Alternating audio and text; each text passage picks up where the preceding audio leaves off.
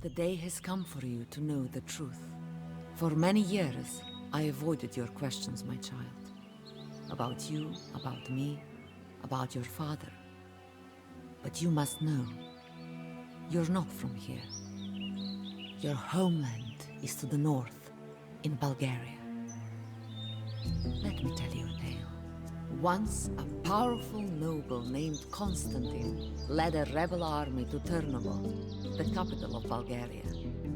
The reigning Tsar, a murderer who had usurped the throne, fled with his son Ivan to the court of the Roman Emperor.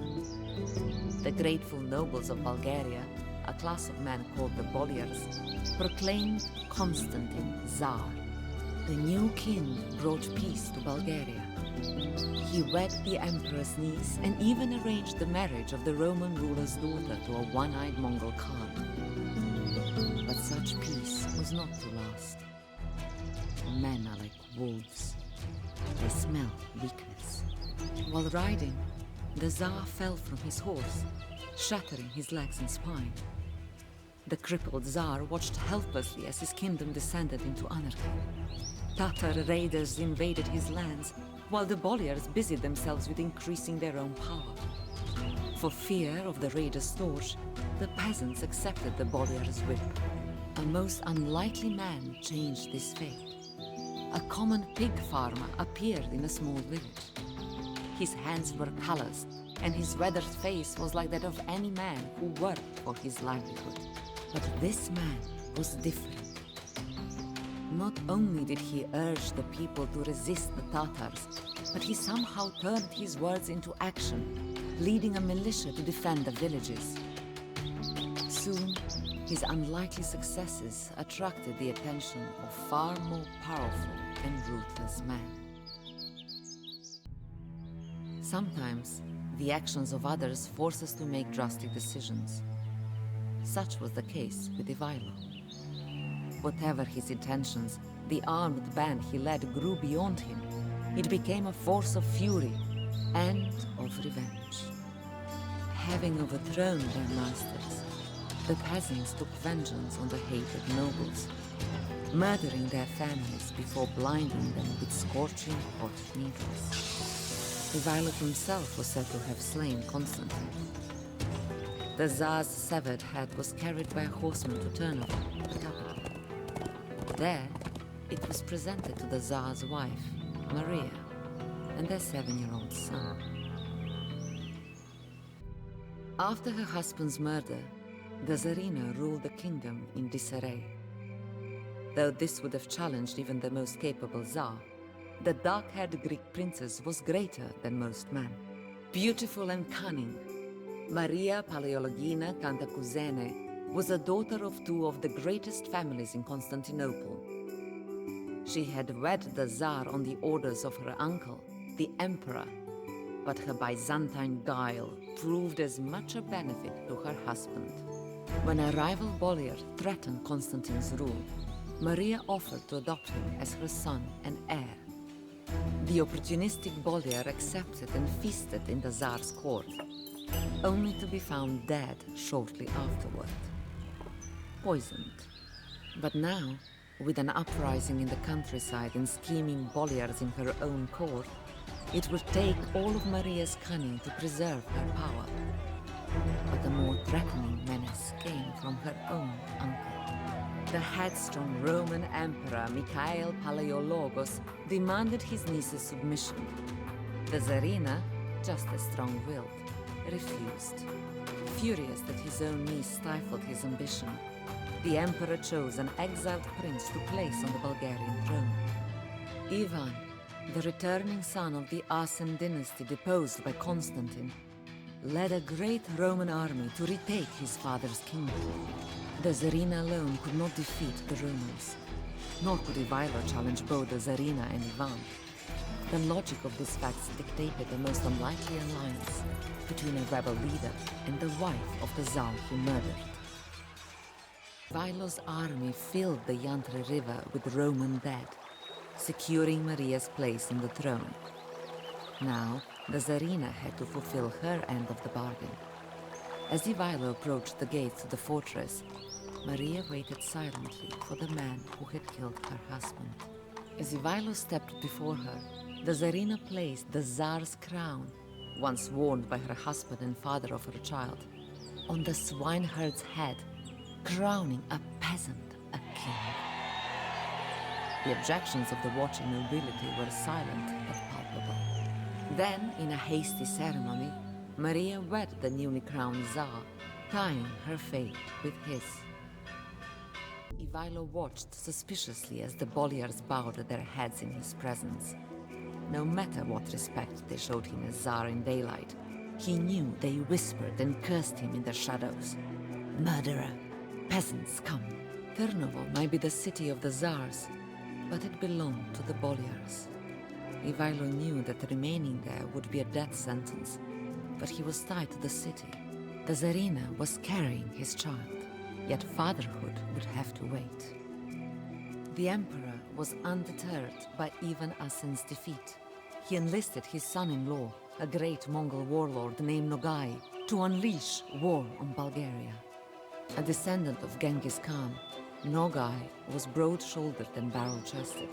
He had lost an eye battling a brother in the Caucasus, a disfigurement that cost him the chance to rule as Khan of the Golden Horde. However, that was to his liking.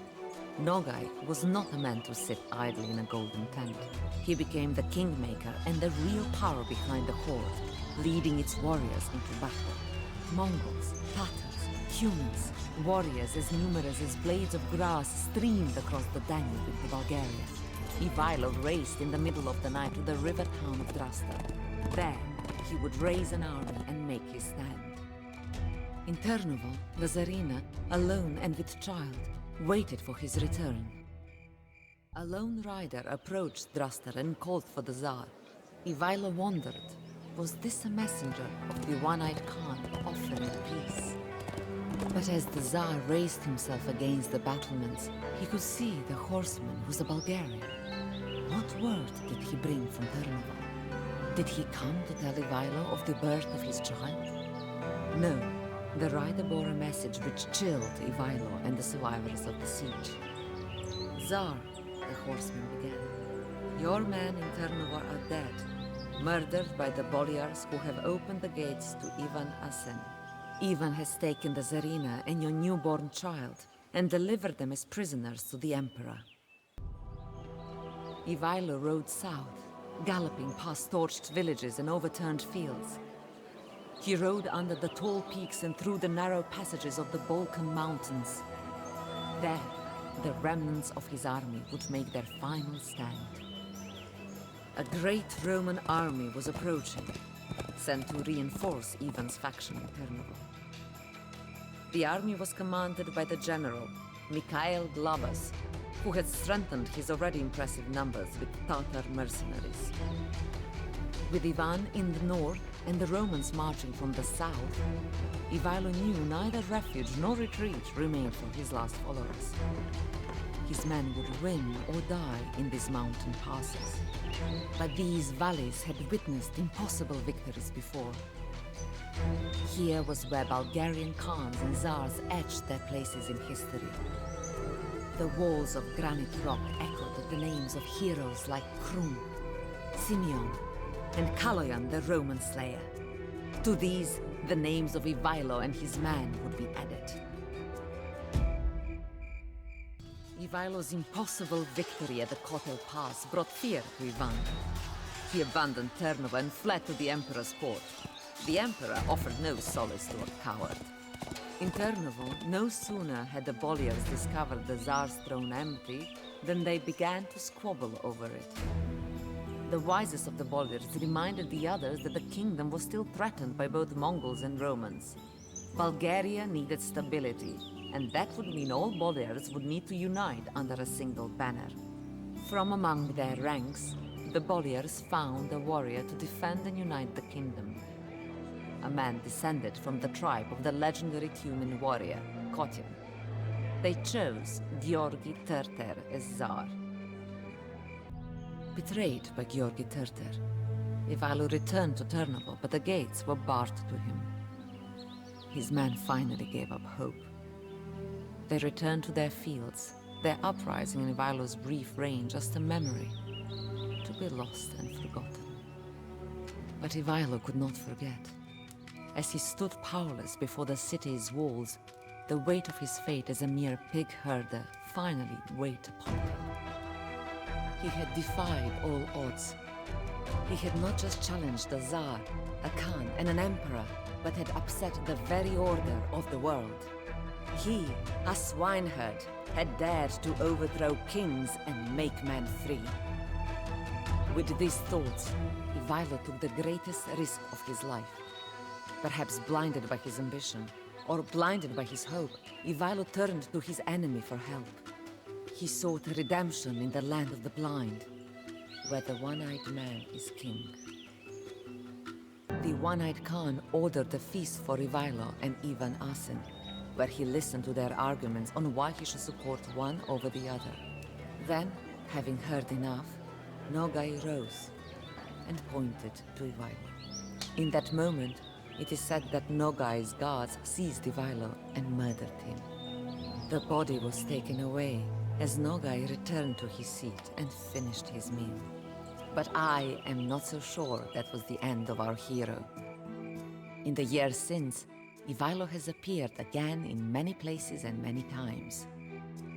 Wherever the downtrodden have the courage to fight for freedom and justice, Ivaylo seems to appear. He lives in all of us, and especially in you, my child. I can see you're confused. I know you're thinking, what does this pig-herding Tsar have to do with me? Don't you see, my dear? I lived in Bulgaria then. So did you, in fact. You were very young then. A mere baby when I wrapped you in your swaddling clothes and carried you here.